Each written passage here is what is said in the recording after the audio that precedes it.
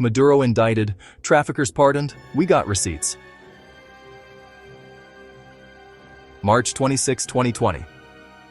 That's the day the U.S. Department of Justice indicted Nicolás Maduro and 14 officials on narcoterrorism, drug trafficking, corruption, and weapons charges. From that moment, in U.S. legal terms, Maduro wasn't just a political rival, he was a criminal defendant in waiting.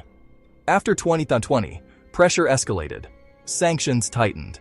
The U.S. explicitly tied Maduro to state-enabled cocaine trafficking, often linked to the so-called Cartel of the Suns and Colombian groups like FARC. By 2025, there was a record $50 million reward for information leading to his capture. January 2026, the dramatic turn. U.S. forces conducted a large-scale operation in Venezuela, captured Maduro and his wife. She bumped her head? All this for an arrest warrant. Have them flown to New York. He's since been arraigned in Manhattan federal court on narco-terrorism, drug trafficking, and weapons charges for this arrest warrant, all the way to Venezuela. And pleaded not guilty. What's Trump's plan of action? Well, he has none. Trump viewing the strike in what looks like an unsecure location? Wow! Was prosecuted while Joe Biden was president of the United States. So any indictments of any drug traffickers during the Biden years are illegitimate according to Donald Trump. And Donald Trump's Justice Department rewrote that indictment, wrote a new indictment for Marco Rubio to stand behind, claiming that he did not wage war on Venezuela. He was simply using the military to enforce an arrest warrant for the Department of Justice. We'll have a more detailed discussion of the Maduro indictment later in this hour when Andrew Weissman joins us. Since Donald Trump's last consideration of a Latin American president accused of and convicted of drug trafficking was to pardon him, there is absolutely no reason to believe that the indictment is why the United States invaded Venezuela.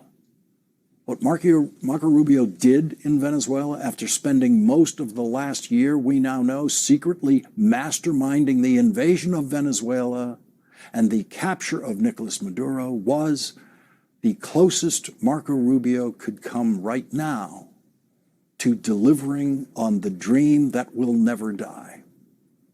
It is the... Inside Venezuela, Delcy Rodriguez, Maduro's vice president, was sworn in as interim president.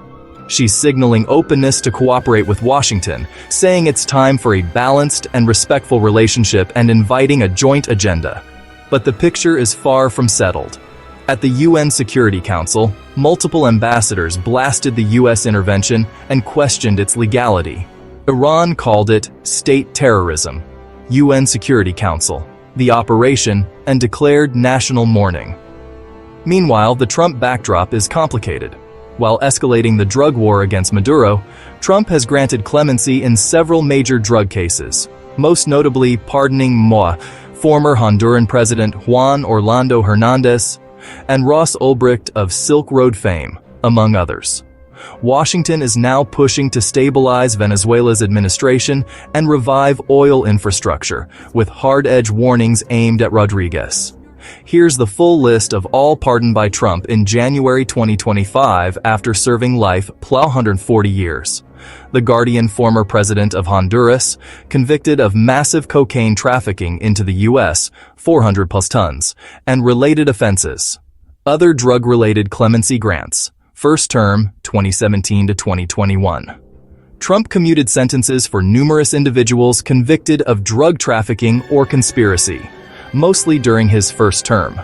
These include, but are not limited to, Department of Justice, Christina K. Bonenkamp, conspiracy to manufacture methamphetamine; Matthew Antione Kennedy, cocaine distribution conspiracy; Craig Cesal, marijuana distribution conspiracy; Jeff Cheney, manufacture and distribution of methamphetamine; Mario Claiborne, cocaine conspiracy and trafficking enterprise; April D. Coots, methamphetamine distribution; James Brian Cruz, methamphetamine distribution; Rodney Nakia Gibson, cocaine and crack distribution and money laundering; Sidney Melissa Navarro, controlled substance distribution. Trump, president puppet, has no plan for next. Bottom line, The legal shift happened in 2020 with the indictment.